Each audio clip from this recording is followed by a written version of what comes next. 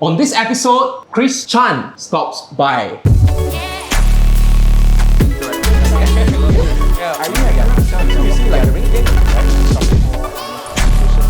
Hello everyone, this is Jiale and you're watching the Advisor of Advisors show.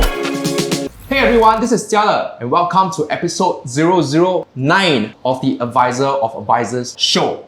The special guest that we have today is very, very special. One in my heart. Okay, because the very, very first time I met this guy was when I was only, I think, second or third year in my my insurance business. Oh, really? Second or third year only, bro. Okay, wow. and I was invited, so I didn't pay any fee. I was very thankful to be invited by my agency leaders to attend your Referral Revolution. Yes. Yeah, it was a 3-day course back then, right? 3-day workshop. Two day workshop? Yeah, that's right. 2 days, I think. You never extended to 3 days before? Since 2018, it became 3 days. Because it was 2 days. Oh, okay. So it must be a 2-day workshop. And that was when I first knew you, bro.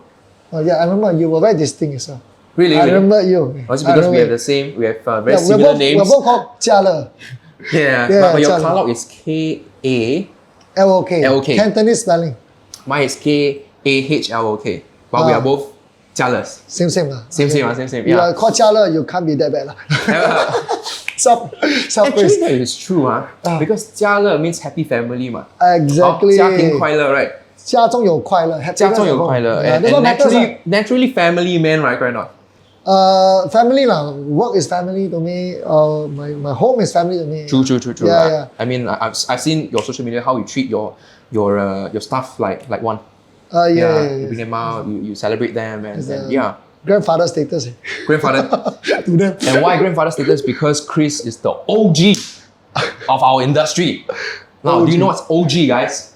What's OG? I thought it sounded like old guy or something like that. Like Chris thought it was old guy or something like that. But OG is not it's not that. OG in university stands for what? Anyway, in hip hop it's called original gangster. Yeah, but in hip hop it's called original gangster, which also means that you are like the 老教. Yeah, you're like the fourth. Old yeah. The pioneer lah. No lah. Before me, there were way more pioneers lah. I'm also a part of this journey lah. Anyway. Of course. But I happen to be in the business for almost 4 years. Okay. Yeah. I'm going to celebrate my silver jubilee, I think, by next year. Wow. Yeah. Silver jubilee means 25. 25 years. Quarter of a century. Quarter of a century. Yeah. Wow, man. Yeah, well, I retired from the advisory business and running an advisory group. Yeah. But I'm still very much dedicated and involved in this industry. Yeah. Yes. Yeah. So you in your intro that you sent to me, I wanna just do you some honor and introduce you a little bit more. Okay, he's also a millionaire techpreneur. I want you to help me elaborate on this. What do you mean by techpreneur? Okay, so if you ask me, whatever I have today came from this business. It gave me a second chance in life. It gave me a new direction and a new sense of purpose. Which I'm very grateful for. So, for that reason, I felt the calling to be a catalyst in the digital transformation and the professional transformation of this industry. Right. So I started off by being in training, consulting, coaching, right? But then I discovered that without a technology platform, it's very difficult for some of this good intent to be executed. Right. And a lot of times, the way consumers experience their finances is very much driven by the insurance companies, the FA firms, kind of a traditional user experience. Yeah. So I feel that the customer journey should be client-centric. Yep. So for that reason, I've been developing apps to make sure that the consumers can make good financial decisions while they can be connected to a good advisor. It's still work in progress. So I'm a novice in the world of tech. Okay, I'm still burning my own money. Hearing every day. But when you believe in something, you just put your money where your mouth is, literally. Understand. Because your mantra is high touch, high tech, or high tech, high touch. Deliver high trust, high value advisory with high touch, using high tech. For high. Wow. Without taking drugs or alcohol. Without taking. Understand. Okay. Delivering high value. Yeah. Okay. In a With high trust advisory. high trust advisory. With high touch means deep connection. Understand. Right? That means we want to enjoy a meaningful, in-depth conversation and bonding with our clients. Yep. And it's not just commercial, right? It's personal. I foresee clients seeing advisors as a family friend, as a financial confidant. Yeah. You know, and somebody who can protect them as their financial guardian. Yep. Okay. So yeah, but for that to happen, with the philosophy of the business got to be right. Yep. The skill set, the communication is got to be right. Yep. Even having things life coaching skill, ask good question is necessary. But these are things not emphasized in the industry. Majority of the time, but product training etc. I mean, sorry lah. I just think there's so much room for growth. Yeah, that's why I do what I do. Understand. Yeah. Back to the story where I first met you. Your story. We are Referral Revolution. And since then I've been, attending a few of your other courses. Okay, and I made a few friends there. Because referrals are most important. Have. Because no result means the teacher didn't do his part. And then my fault. Then of course you wouldn't be here already, ma. So that's why you produce results for the industry. That's why. Yeah, but also to be fair, the seed can be planted across the whole room. Yeah. But not all seed get to blossom and become fruitful. Right? So the soil, the fertility of the soil is also a key. So obviously when the seed was planted in you and you actually manifested it, you made it happen. You made it happen. So the credit goes to you. Right? You see where I'm coming from? Yeah, I understand. Yeah, so just like social media, I'm sure our friend Eric have plant a lot of good seed in a lot of people. Yes. But guess what? You made it happen. Yeah, okay. Yeah, so you're the man. Thank you. But today it's not about me. Today it's about you. Okay, so I'm gonna go back to you. I mean, I just wanna take this opportunity to thank you on behalf of the whole industry that you have been giving us so much value, so much contribution, and very, very consistently. That's the word. Very, very consistently over 2 decades of your life. Yeah. So for that, we wanna sincerely thank you. For your contribution. Yeah. And I know for sure that you're not stopping anytime soon. You're not slowing down anytime soon. You only have more to give.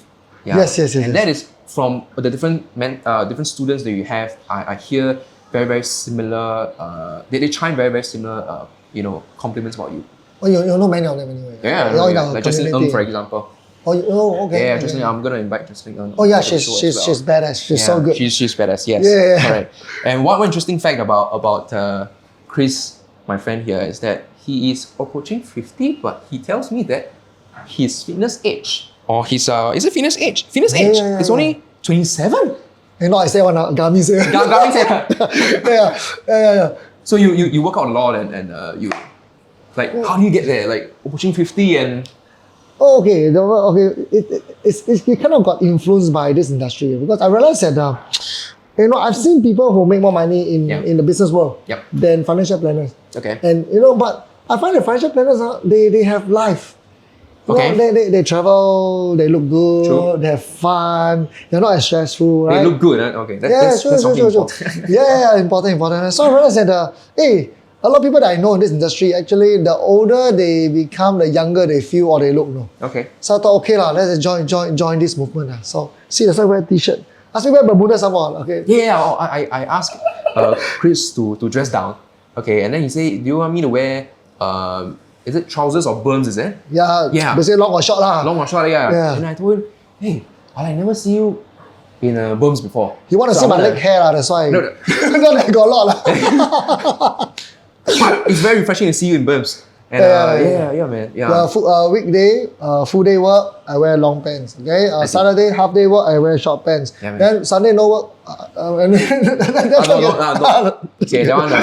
Yeah, I like that. Yeah, man. So thank you for being here. No, I love this. Thank you. I wanna ask you. I think many people are interested, bro. What is your backstory? Like you mentioned, you started way earlier in this business, and then eventually you pivoted over to a coaching role. Training and coaching role. Yes. So I think that's the gist that I know. I mean, in the middle you retired and then you transited to a coaching training role. Is that right? What's your backstory? Yeah. Okay, so it was through insurance that I discovered financial planning. Okay. Right? So then I start to realize that the financial planning is not what most people thought. Right? Okay. They thought financial planning means some insurance to sell to me, got some investment plan to sell to me, saving plans, etc. Right? So it was through financial planning that I realized that what we do is meaningful. That kept me in the business. I was thinking of quitting every other time in the first 6 years of my business. No joke. First 6 years. Wait, so for 6 years you were a financial consultant? I was doing majority insurance sales. Insurance sales? Yeah. Then I took my AFP. Then I took my AWP. Then I realized that, hey, you know what? There's more to financial planning than just recommending insurance. Okay. You know what I mean? So I couldn't get the environment for me to execute that intention. And plus I wasn't doing well and I was immature, without the right environment. So it was very tough for me. How old were you? I was only 27, 28. 27, 28? Yeah, despite doing MDRT once. I was a late bloomer lah. Don't judge me lah. Yeah. It doesn't matter how you start. It matters where you end. Matters more, right? Yeah. So I was thinking of giving up, thinking of even getting a job in the bank, etc. Thinking it was better, right? Wow, good thing I never do that. Oh, okay. Yeah. Anyway, to cut the story short, so when I fell in love with financial planning, then I started to build an advisory group based on the principle of guiding more people to practice real financial planning rather than just selling insurance. So it felt good. Yeah. But it was then I discovered that my true love is actually in training, coaching, not the day-to-day agency management. Hey, got make phone call or not? Hey, got do your work or not? That's the part I didn't quite enjoy. Yeah. To be fair, right? Very open. Even though I was relatively okay with it, okay? The team was relatively successful, right? 8-figure revenue, 80 of them, 1/3 of them were MDRT and above. Right? So I realized that, you know what, perhaps it's time for me to move on to another chapter in my life. So my first 10 years I dedicated to my advisory skill, capability, and some achievement. Then the next 10 years I kind of devoted it more to agency management. How to become a better leader, how do I put in system structure in place, to have system for new advisors, senior advisors and performers, performance coaching. How do you build culture where there's minimal need for management? People choose to work, not because they have to work. Those kind of stuff. So I developed a lot of this kind of system. Then How do I you realized develop all these kind of systems? from through trial and errors, or like you have natural gift in you to lead? I think it starts from us wanting to solve problems. All right. To me, I always say this, right? Successful people always look for small problems to solve, to avoid big problems in life. Okay. All right. And you know what's the worst answer you can always get from any of your advisors? As a leader yourself, right? You ask them, any problem or not? What would they tell you most of the time? No problem. That's the problem. That's the problem. Okay. Right? So because of that desire to find problem to solve, rather than seeing it as a problem and shunning away, we see it as an opportunity to create value, an opportunity for us to become better as a leader. It's an opportunity to help people become better, to overcome the problem. So as a result of the intention, we created this kind of scripts, PowerPoint slides, systems, etc. So then over the last 15, 16 years, then eventually I realized that whatever that have helped me in my agency can help others on. Right? And the good thing about our industry is it has this abundance mindset. I won't become, you won't become successful as a result of me becoming worse off. Everybody can do well. There's enough for everybody. So with the abundance mindset, then I started doing training on the side. And I started to feel that a lot of people actually have a lot of lack. The place where you are in, it's a good environment, lots of resources, which I'm sure you're very grateful for. So I think my team also have good resources, which I think they should be grateful for. But a lot of people out there, including some of you who are watching this, they may want more, but they don't have the support or resources. That's where shows like this matters. That's why our training matters. Sometimes what people may just need is that one inspiration, that one idea that could have turned their life around. If not, they would have given up. So that's why we do what we do. And from there, I just decided to retire from running the advisory group. Have leader took over me. Yep, Two yep. leaders took over me, in fact. Okay. Success is incomplete with succession, right? So that's part of my Wow, journey. wow. Can you repeat that again? Success is incomplete without succession, in my personal opinion. Incomplete without succession. Wow. You make your money lah, Yeah. but your people haven't made their money yet, right? correct. Then your job is incomplete. Like our late Lee Kuan Yew have brought Singapore so far. Yeah. But before he passes on, he makes sure there's a second, third, fourth generation so that the country doesn't die with him. Understand. And to me, that's called being responsible. Understand. Okay. The same for client advisory. It's the same for team management. True. Yeah. Yeah, lor. All right. I'm gonna be a bit selfish in this chat, bro. To You were got selfish one. for the intention of learning myself as a budding team manager.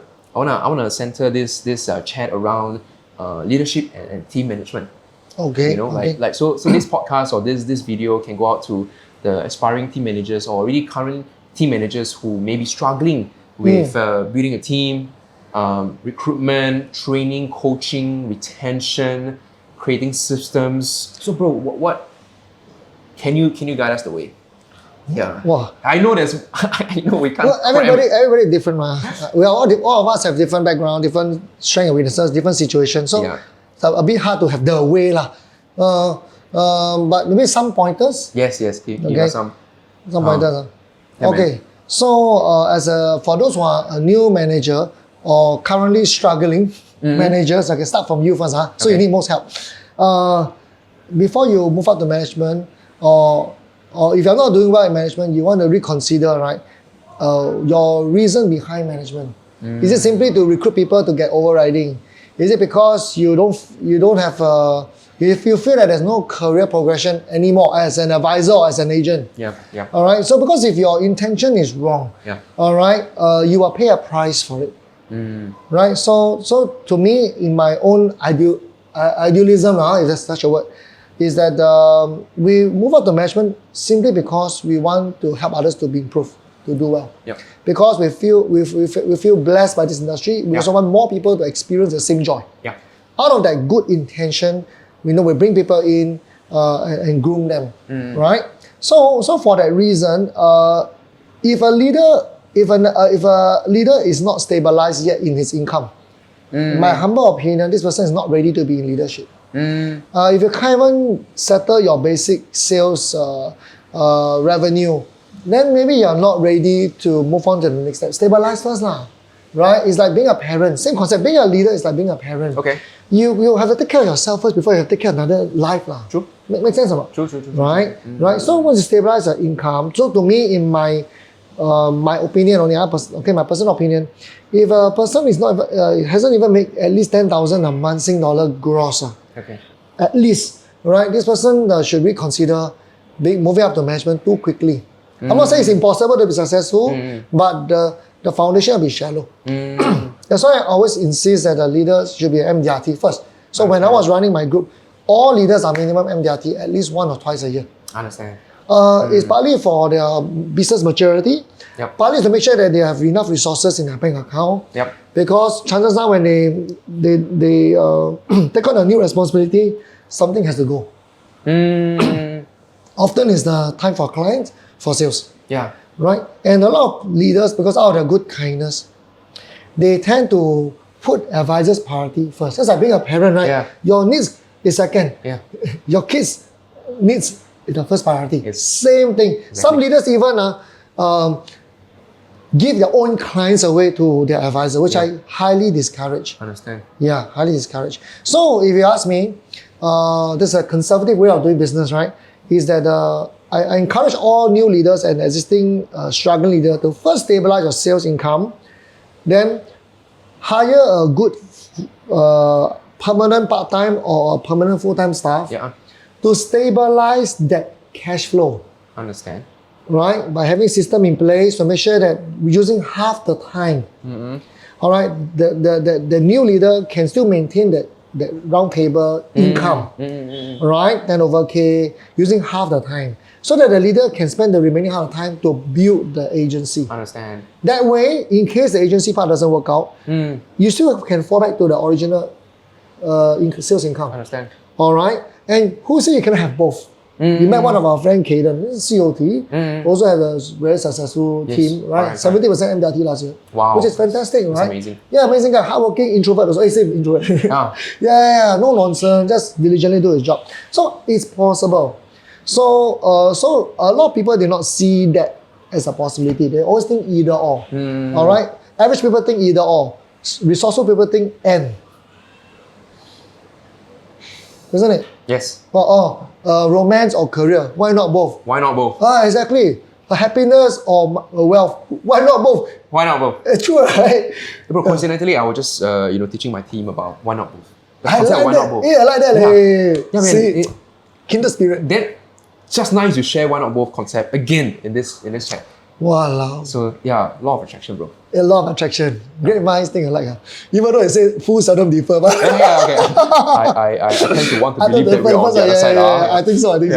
Yeah. So I think that is something I thought can be very relevant to most people, because 80% of the leaders don't make it. Okay. It's because the wrong reason. Number two, they didn't stabilize the sales income before going to management. Yeah. Okay. Simple as that now. So that would be like the foundational, part of being a mentor and leader. But how about a leader who is struggling to bring in people and attract people?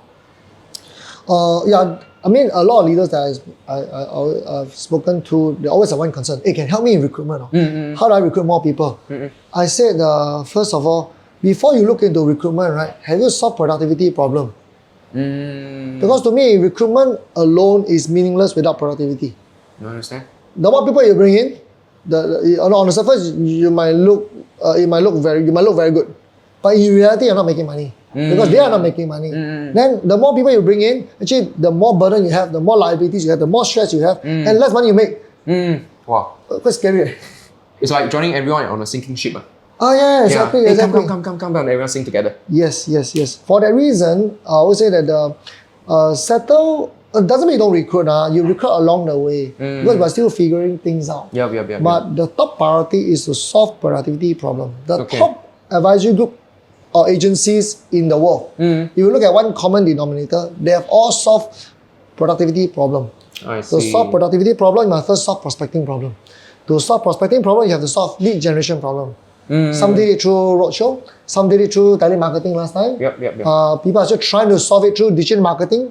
In my entire experience, in my entire community of 10 over 1,000 leaders and advisors, we have not heard of one single case where people are successful consistently by buying cheap leads from digital marketing. We've not seen one. You have seen one? Let me know. Not seen one at all. Any single one. Social media, yes, but it takes time. It takes effort, right?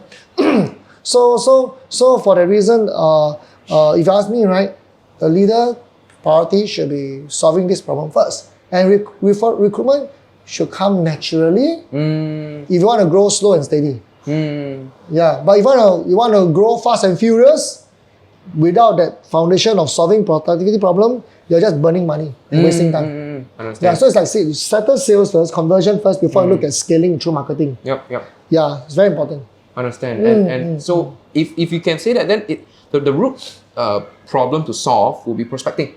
Yes, solve prospecting problem. Again, I want to highlight this. Leaders, your job is not to do prospecting for them. Okay. Right. Your job is to lead them to solve this problem themselves. It's their business, right? They're self-employed. They should pay for it. Yeah. So I've seen some leaders, they're very kind, out of kind intention. I've seen COT leaders, TOT leaders, they go do job field work with the advisors all the time. They give clients to the advisor. And the more advisors they have, the busier they become. What kind of business leader is that? As a business leader, the longer you stay in the business, there should be less and less work that you do on the ground. So they can work on the business rather than in the business. True businessman, example, look at F&B. Do you see the boss of Crystal Jade serving on the floor? No, right? Collecting money. No. They build system, they have people at work, system at work, brand at work, culture at work.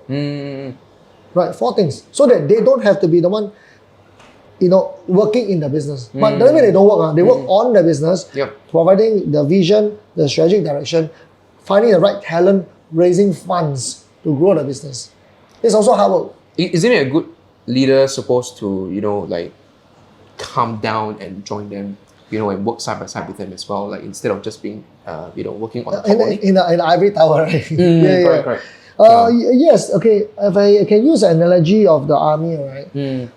When you are a new manager, you're like a sergeant. You're on the ground in the battlefield, side by side with your people. Yep. From your first 5 to 10 advisor, probably that will be your role. You're a sergeant leader. Understand. But once you have your own sergeant, you got to play the role of a lieutenant. Understand. Right? Then again, your role is different. You got to balance between the top and the bottom. True. Right? Then when you're a general, it's not about how fit you are, how you cannot be clocking better 2.4 than the commandos, right? But doesn't mean you're a bad leader. No, you have a different role. Different role. So the key was to understand at the different life cycle of your business, you adjust your leadership accordingly. Understand. Yeah, from directive style leadership, to coaching style leadership, to consulting style leadership, all the way to even collaborative or inspirational leadership. Understand. Oh, which is why is this the reason why you then create your referral revolution? I always get tongue-tied on Me too, after 10 years, 12 years. Revolution workshop is because that can help the FCs solve the main problem, which is prospecting. Yes. Okay, Because I solve it through referral, that's why. And once I solve, at least you settle lead generation problem. Yep. You can worry about other problems. I see people in the 10, 20 years in the business, they're still worrying about prospecting. Which is quite sickening, right? Because you're always worried about prospecting. There's no room for innovation. There's no room for creativity. There's no room to enjoy the business. Yep. Yeah, solve the fundamental problems once and for all. Which is why I came out of that program. But of course, there'll always be a mix of results. Those who take action will get a lot will get results. Those who take a lot of action will get lots of results. Understand. Right? Some they don't take action, they don't get any result. They fall back, they go back to their usual path of getting leads, cold prospecting. Right. And I always say this, generally cold prospecting are designed to get transactions. They are not designed to develop client-advisor relationship on the onset. On the onset. Yes. The positioning, it's already halved, right? Yes. So the moment you engage any client, like your practice and you and your team members, you tell them your intention straight. I'm not here to sell you a product. I'm here to walk you through this financial journey. Correct. And help you make better decisions. Yep. It's a long-term journey. Yeah. So while the clients are choosing you, you're also choosing them, True. Because it's a long-term relationship. It is. So right on the onset, the relationship is established. And once it's established, all the transactions will follow. Whereas for sales guys, they always have to find the next transaction. Always hunting, super tiring. Yeah. After a while, they feel lost, they feel drained. Even though they may be 10 years, 20 years in the business. And even they're making 6-figure income. And because they make 6-figure income, right, they don't have the fulfillment in their heart. There was this hole in the heart. That's why insurance industry is the majority of them like to buy Montblanc Bank all the branded goods. They thought by buying luxury goods, by having pleasures, like go drinking, clubbing, can feel the emptiness, All these are just worldly pleasures that give very short-term happiness. If you want to have a overflowing, lasting joy, it has to come from only one word: fulfillment. And fulfillment can only be achieved when you see value in your work. And when people constantly give you feedback that is of great value, and they're thankful and grateful for your time and your contribution. Right? Which is why we are doing what we're doing. Right? Yes. Yeah. And not being like a cockroach or a rat on the street where everyone just want to whack when they see you. Yeah, I've been one. I didn't like it. I think most people start out as one. I know. Right? And then they pivot, like either they stay that way or they pivot to attracting people. Okay. And that's why we are doing this to help as many people as possible to pivot towards this direction and enjoy the business. Yes. I think very, very important. You must enjoy the business. Or else you can making six-figure business and you don't feel happy. You feel anxious all the time. Who should I talk to next? Where might be my next source of income coming from next? It's very tiring to be worried all the time. Final sprint agent. Final sprint, you burn your Christmas, burn your. We call that final sprint agents. Yeah. Then how do a team leader build a good team culture, bro? Because great productivity team, am I right to say, does not necessarily equals to great team culture? They are interconnected, but they are two separate issues. Okay. Right. First of all, there's no one way to determine great culture, right? And it changes from time to time. right? So I would say that the culture is often initiated by the leader. So it has everything to do with the leader's personality, his style of doing things. Okay. So example, if I'm a very lifestyle guy, I enjoy good food, good wine, chances are when I run my organization, I tend to have this kind of activity as well, right? It's me. Some guys who are like very outdoor based, for all you know, like all the bonding is like what, commando training, go kart, Rock climbing, rock climbing, hiking. yeah. So again, coming back,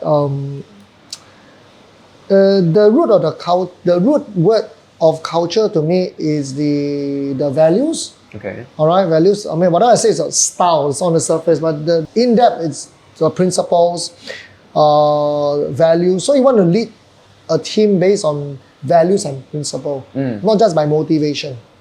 Right. So from that values, right. So what I suggest everyone to do is to look at the leaders that you respect. The reason why you respect them because they share common values with you. Okay. For example, like me, I'm not inspired by the way Steve Jobs, breathe down his people's neck, stress them. And that's not the kind of leadership style I like. He's a brilliant man, don't get me wrong. Yeah. Whereas for someone, as an example like Jack Ma, he sacrificed his own equity to share with his people, so his people can do well. Right. He believes in not spending time to entertain with people out there. For a Chinese businessman, it's very rare, right? He said you should be spending time with your team members. You should be spending time and resources with your family, right? So we are quite aligned. So we'll find inspiration like this, and you study what's common, and you study their biography and their culture. Then you just kind of copy your role model after them. Yeah, so it starts that way. But the culture is not a real culture if it just live with you. It has to be cascaded to the people and continually nurtured and conditioned by the people. So which requires quite a lot of steps. It's not just overnight, right? From the orientation, culture is developed right from the start, even from recruitment. The way you recruit a person, right? That's the start of developing the culture. The selection process is also part of developing the culture. The selection and the filtering process. Yes. The interview process is the start of the adding on to development the culture. Yeah. So bringing the right people to the team is key to the culture. Understand. Because as a leader, the well-being of the firm surpasses the need of anyone. No one is greater than the culture. No one is greater than the organization. All right. Again, this is not the only style of leadership. Of course. This is the leadership style that I adopt. And I believe in. Right. So the interest of the firm comes first, right? So which is why leader has the responsibility of a steward to protect the well-being. So that means to protect the resources, the happiness index of the current team, we have to make sure we bring only the right people. To add on to the energy. I guess you have the same philosophy as well. So if somebody come in, they can be a top producer. In the example from the bank. Right? You look at dollar and sign, right? This guy is bigger than a lot of your people combined. But if this person come in, he can disrupt the happiness and cause the team to be fragmented. Then I suggest you better have two separate culture. Manage the person separately rather than put them together. But it's not really feasible, right? Possible. When I was running a team, I got 3 cultures, 3 separate groups. Oh, under the same organization? 3 separate groups? But then you mentioned them differently? Different team names, but under one organization. Okay. Your F&B group also got a lot of brands, right? Different leadership style. Like Fei Xiong has... exactly. Fei Xiong is doing so well. 100 million market cap. Goodness. It's amazing, man. Amazing. Yeah, just simple food, right? Malaysian food. Yeah, so from self-employed kind of business model become such an amazing business. A lot of things to learn from, really. Wow. A lot of things to learn, a lot of people to learn from. Okay. So I hope that answered your question. But that's not all. That's only the inception. Okay. Then how you continually nurture the person, groom the person to further develop that common values and principle is key to strengthening that culture. And everybody reinforces that. So example, if punctuality is important, so when the leader is late, everybody has a duty to highlight to the leader with good intention Understand. in the appropriate, respectful manner. So sometimes all it takes is, hey boss, second time already, leh, not very nice. Yeah. Just like that. You know, it's That's respectful. Yeah. Hey. Then as a leader, you also have to Hokkien 知懂 lah. Yeah, true. Then for the next maybe 2-3 months, we'll tighten our line. Yeah. Because we're all human. Not everybody is as disciplined, you know, as those triathlon athlete now. Okay. But from time to time, because of stress, we're tired, we can loosen the line. Yeah. So we have this thing called a peer accountability system, where we hold each other accountable to become the better version of us. Yep. So when they see that you are not just doing this for the organization, but they are pulling that line to help each other become the best version of themselves. Understand. When you have that common philosophy, you know, everybody has a part and everybody become better as a result. So I love this peer accountability culture. Okay. So I hope that gives a sense of what's needed. Understand. Yeah. So even leaders can be corrected. Can be very painful because we got pride. Right. But the best leaders put their pride ego down, huh? Because we're only human, right? Like so, we falter sometimes. And being corrected, being highlighted, our flaw is never enjoyable. Right? To That's anyone. To anyone. To anyone, yeah. But is it necessary? If you want growth, if you want retention, if you want a healthy culture, then you make the wiser choice. Okay. Because there's always a price to pay for every decision. Yep. The higher you climb, the bigger the consequence of every decision. Yep. Right? So yeah, with that understanding, you know. So you also, one thing I mentioned, I think you mentioned about ego and pride. Yeah. I want to encourage all of you to go back to your history books. Look at all empires and all great companies. There's no one empire or company that lasts forever. And why? You look back. The moment leaders become complacent, they become prideful, arrogant, egoistic, that's the start of every leaders and every empire, every company's downfall. Be it Nokia, BlackBerry, you name it. Kodak. Yeah, you name it. Exactly. So guard your heart, leaders. Watch out for yourself. Okay. Yeah. No matter how much you have accomplished. Yes. Just like a bamboo, the higher you climb, the lower you bow. Always have the humility in our heart and guard our heart. Wow, bamboo. Wow. Bamboo, yeah. The higher you climb, the lower you bow. Yeah. Oh. Yeah, and they're very flexible. I see. But they're still deeply rooted. True. Wow. What a good analogy. Yeah, so deeply rooted. Bamboo. So be deeply rooted in your values and principle. Yeah. But inflexible and adaptable according to the changing trend. Wow. Right? And always stay humble. So I love bamboo a lot. Wow. And not only that, the analogy that you mentioned, because you also know that bamboo takes time to sprout, right? Oh, yeah. That is a good story. Yeah. You share. Well, I mean, I only know that bamboo takes a few years to even see that it is sprouting. Yeah. For the first few years, you don't see anything, but doesn't mean that nothing is happening. Yes, building the foundation. You're building foundation. But it doesn't look spectacular on the surface. Exactly. Yes. There's no bling bling, there's no wow factor, but the moment it starts to shoot up, it shoots up super high. In a very short period of time. In a very short period of time. And that's where it's like a tipping point. And it lasts way longer because of the deep foundation. Understand. So which is why for leaders, before they move on the management, I always tell them, look, build this foundation first. You'll pay a very heavy price for the lack of it. Don't just blindly throw money in, recruit, and just pull anybody in. The more people you pull in without foundation, the faster it collapses. Understand. I'm not joking. I'm sure you've seen a lot of this happening to a lot of leaders. Yes. Yeah. They either crumble, fall apart, or they get demoted back to EFC. Yeah. Right, and it's not. And because they feel and they don't feel good, then they quit the business, go and do some other things, right? Our industry lose a lot of good talent because of leaders moving up being unprepared. Understand. We lost a lot of talent. Understand. Yeah, wasteful.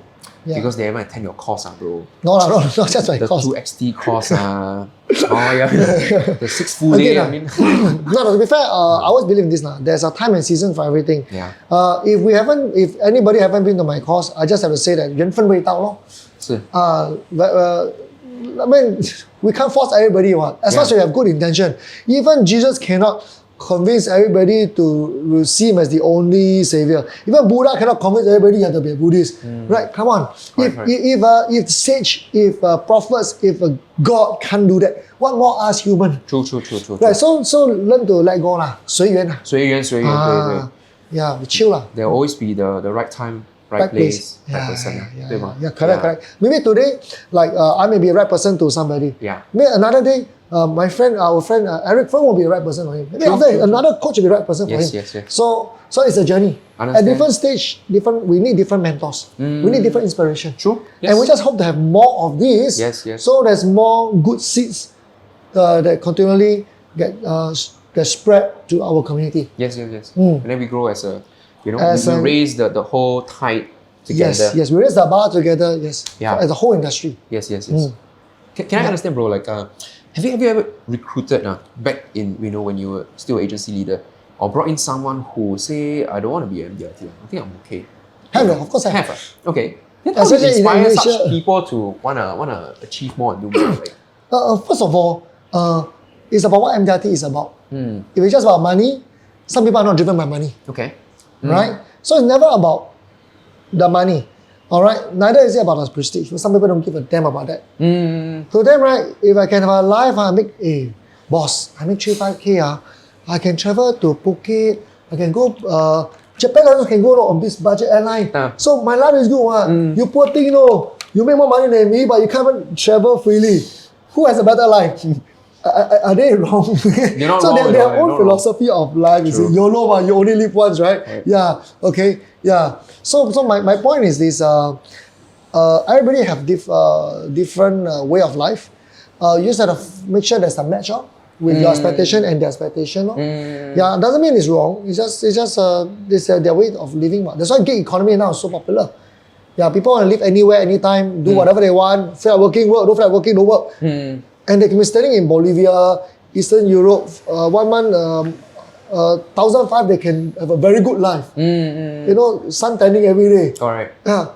Who's there to say that it's wrong? I mean, as long as you don't experience such freedom and lifestyle at the expense of you not fulfilling your responsibility towards your loved ones. Yep. Right?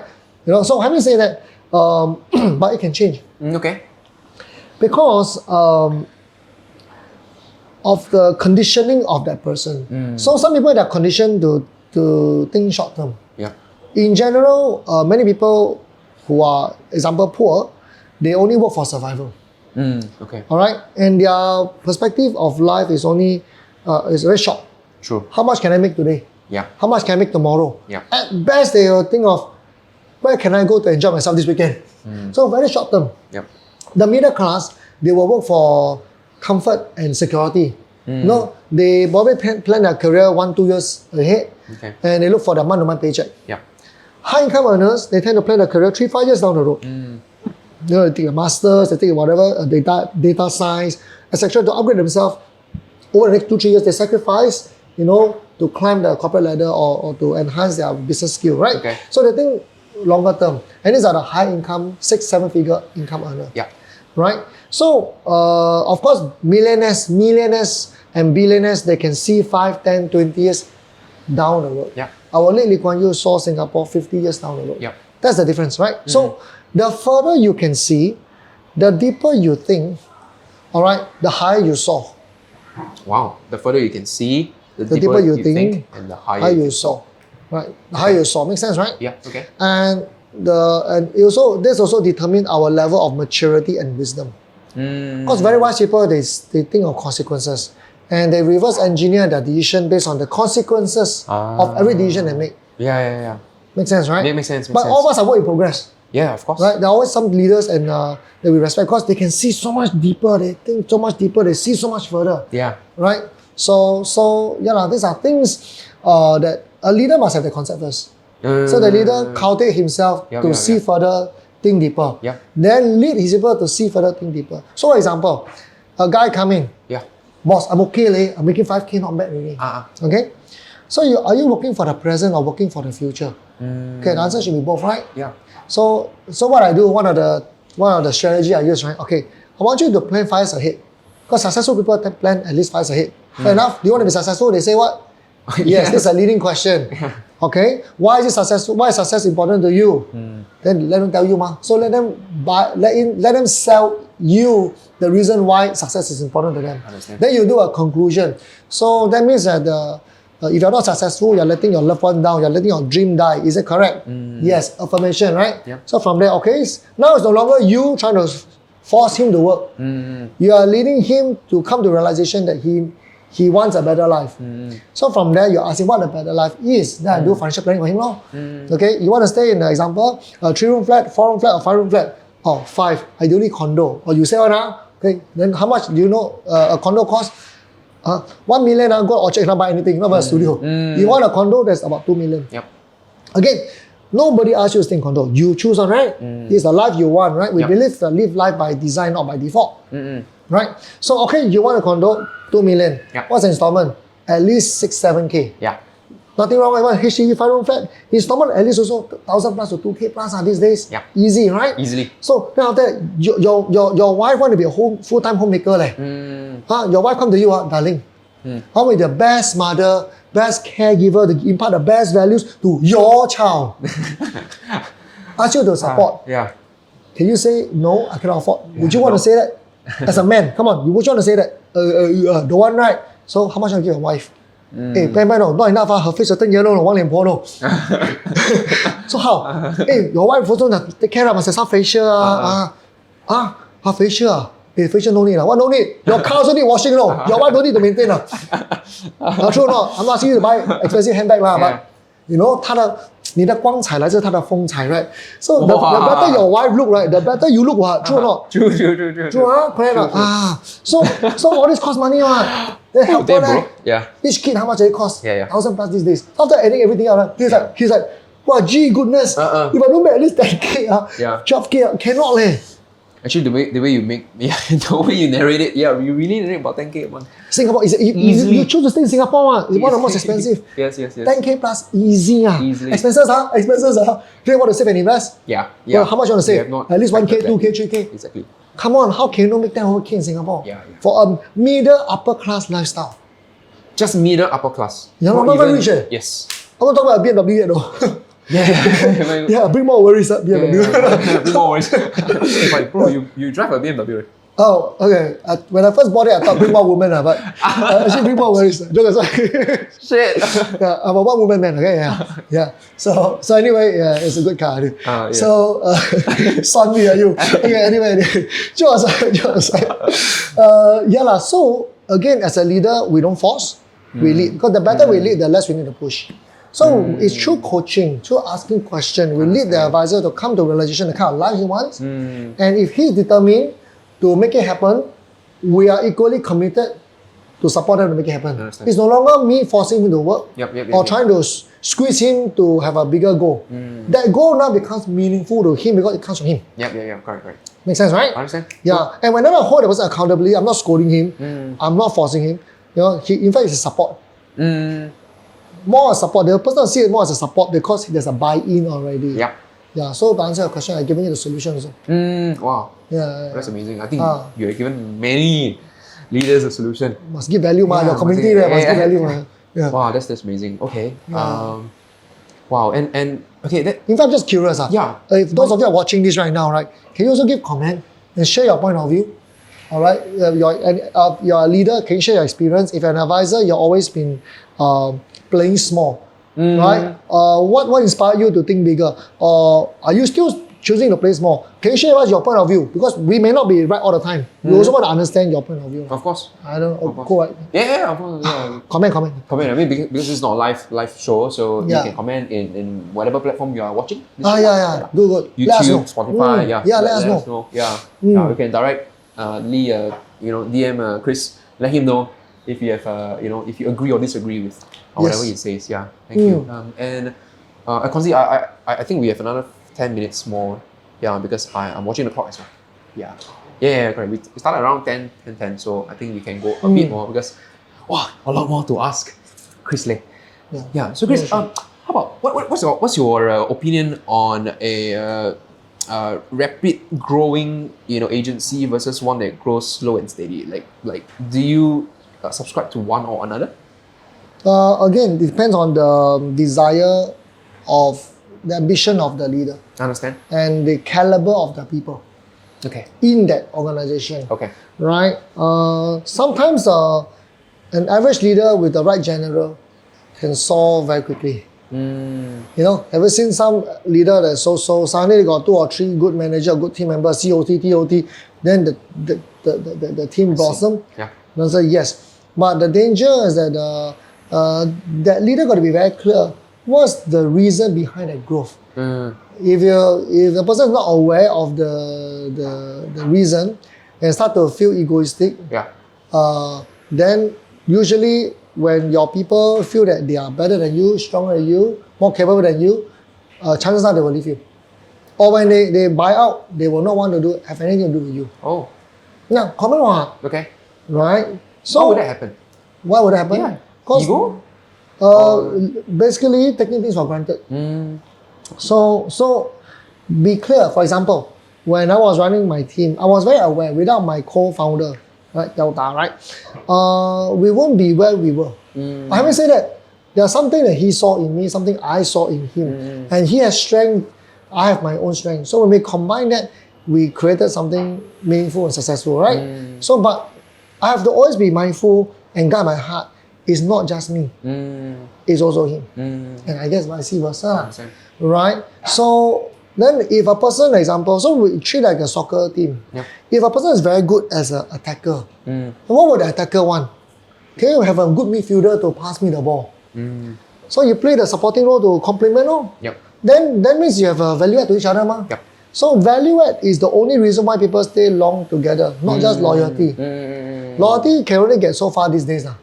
And these days, youngsters got no concept of loyalty already. Wow. They only have this thing called happy, not happy. Happy, not happy, happy. I stay, not happy, I leave. What loyalty? And happiness comes from whether you are continuously adding value to this person or not.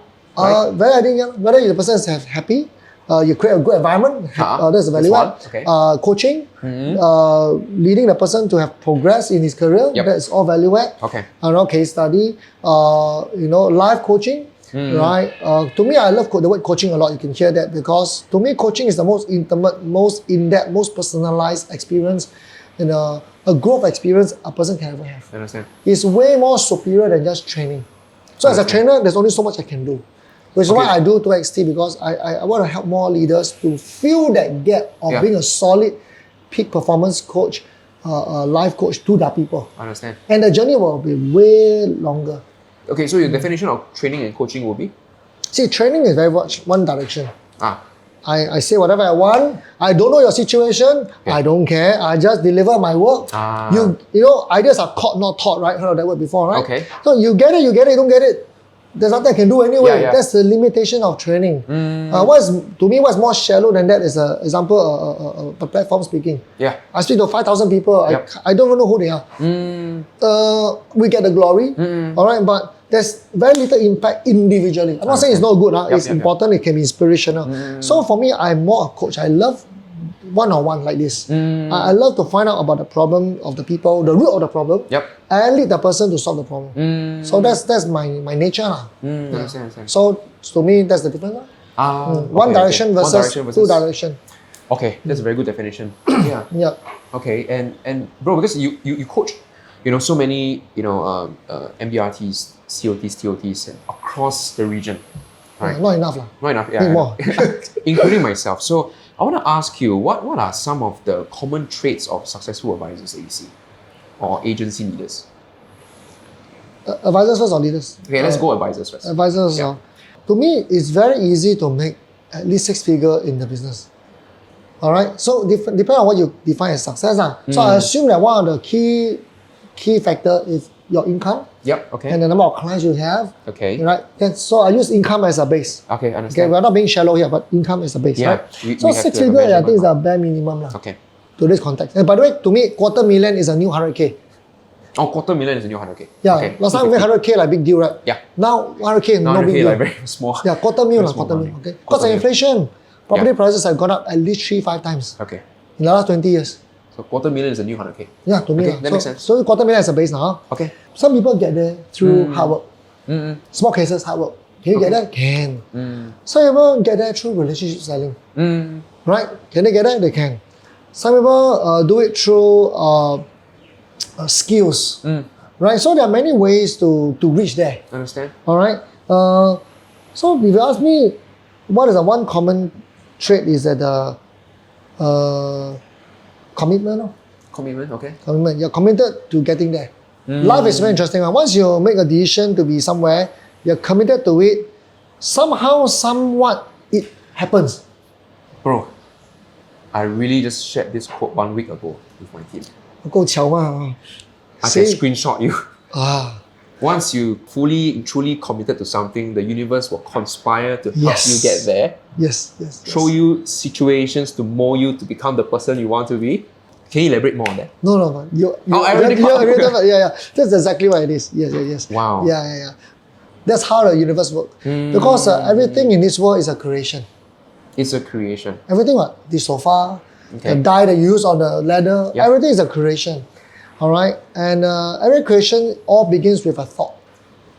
It's like thought become things. Wow. We are going deep now. We are going deep. Okay. Right. Everything in life is creation. Creation comes from a thought. All begin with a thought. All begins with a thought. Yeah. Okay. When Steve Jobs decided that they're going to be an Apple computer, Apple computer happened.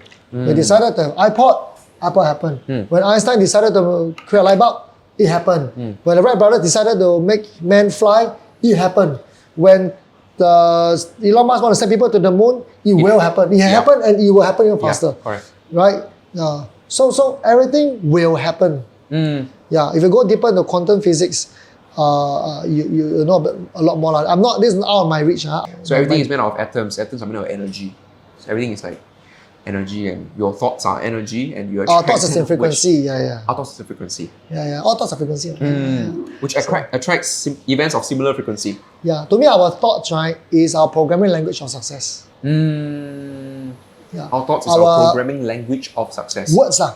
Basically, our inner thoughts, whatever we visualize, we verbalize, we materialize, right? One famous quote. Not by me. I think it's by you, I never hear it from somewhere else, I heard it from The Secret. The Secret. I must give credit to. So yeah, it's true. So when I first watched that The Secret, I watched it like 60, 70 over times. Wow. Yeah. So I was like, okay, thoughts become things. Okay, whatever you visualize, verbalize, you materialize. But that's it. It's a very surface level of acceptance without deep understanding. Understand. So when I grew older, I had more time. Yeah. Go and watch more YouTube, read more books, do some research, right? I don't know, just blindly believe in something. Yeah. Yeah, because when you have very shallow understanding, you have shallow faith. True? True. Yeah. And so you went down deep into the rabbit hole of quantum physics, which I did. No, still doing. Yeah, of course. I'm at the very tip of the whole. You see a lot Have more. you read this book called?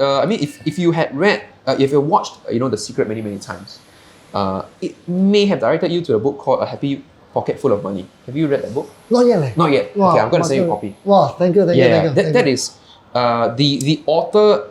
This author was the mentor to The Secret. Wow. Yeah. Okay. So must. Rhonda consulted this mentor to create the movie The Secret. Wow. And he has this book called A Happy Pocket Full of Money. And it is not a simple book. It's a simple book to read, but it's very deep. It goes into quantum physics. Well, I like that. So I've been reading about quantum physics. It's very hard to grasp. Yeah. Yeah. Especially for me, without I'm not engineering trained. So but again, there's always room for discovery. Understand. Thanks for blessing me. I will read it. I will. Yeah. Correct. Yeah. So anyway, coming back, you don't have to understand something to use it. Okay. Just believe in it. Just guard your heart, guard your thoughts. Be mindful lah. Whatever you wish for, whatever you think, whatever you say, it can come true. So be mindful. Okay. It's like golden rule. Nothing good to say, don't say. Yeah. Correct. Like that. Yeah. Yeah. Right. So you ask me, that's the commitment level. Yeah. Then for leaders, I would say that for lasting leadership, lasting leadership. Not the kind that suddenly have 200 people, 300 people, after 4 years later, the whole company split and fall apart. Okay, last thing, you ask me, the person has to, the common one is that you have to focus on building people. Yeah, when you focus on building people rather than making money, Understand. the money will follow the people whom you build. Yep. As a result, you get rewarded. Understand. Yeah, so focus on building people, Understand. including building main focus, ourselves. Okay. Yeah, that's right. Yeah, lor. Pretty much that's it. Again, there's so much to talk Of about. course. But if you ask me that one thing, this is it. Correct. Just to let you all know, the Chris 2XT class course workshop, it's a 6 full day workshop, right? Oh no, it's actually it's 2XT now is in reform into mentorship. 2XT mentorship. Oh, mentorship, okay. So it's like I'll walk a journey with them over a year. All right, there are 6 courses. Right. There are one-on-one coaching. There's group coaching. So I realized that a lot of people go for lots of training, but there's a lack. But they attend classes, but they don't understudy the teacher. You know what I mean? Yep. Oh, I learned from before long, I heard before long, but that's not how great people develop themselves. Example, before Bruce Lee can become who he is, he first understudied Yip Man. Go deep. Like you understudied Eric. Yep. Right? You connect with him very frequently. There's somebody you can talk to, Right. you can interact with. It's not just a one-day class. Yeah. One-day class doesn't transform our lives, right? So I realized that while I've seen great success, there was a group from Zero MDRT. After the mentorship, they got like 20 MDRTs in Malaysia. The other one has Zero MDRT got 10 MDRT 2 years ago. One got 7. Wow. So there are quite a lot of this, like Caden, 70% MDRT. No, again, majority of credit goes to them. But hard work must come in the right direction, you see. Yeah, right. So that direction is what mentorship is about. Understand. I can show the door, I can walk a few steps with you, but the rest of the journey you have to walk on your own. But getting the first few steps correct is key. Correct. So training, I can only show the way. But where they go after that, I don't know. Understand. So mentoring coaching helps me to walk that few steps with them. Understand. Until they reach a certain milestone, I know that they can do without me. That's what the revised 2XT is about. Yeah. Oh, okay. Understand. Yep. It's mainly for leaders, right? 2XT? Leaders only, yeah. Okay. Leaders. Okay. And they must already been doing well as an advisor. If not, then I will discourage. I will not even allow them to attend this. Yeah. Okay. Rather that they stabilize their sales first. And also another thing that if they are not prepared to hire full-time staff or invest in their business, I also tell them that this is not for them. Understand. Because we cannot scale our business with just your limited 24 hours. Understand. Yeah, remember people at work, system at work, culture at work, brand at work. Brand network. Okay. Understand. Right. Well, thanks for mentioning this. Yeah. Yeah. Thank you so much. Thank you for your time. I have one last segment for us. So cool. It's called Speed Round. Speed round means you ask me things. Yes, correct. Wow, like this kind of thing. But No wonder they will tell me in advance. Never. So for all chats, I never tell anyone in advance what are the questions I want to ask. Because I also don't know, you see, like 就是靠感觉咯。靠感觉。You know, 靠感觉, Yeah, yeah. feeling. Because it's a chat ma. Let's it's not do it. interview. But speed round is just, I'll give you 2 options, you choose one. Wow, like that also can. Okay. 2 options, you choose one. And you just, I have 10 set of questions for you lah. It's called alternate close. Okay, go ahead. Alternate close, yes. This is called alternate close.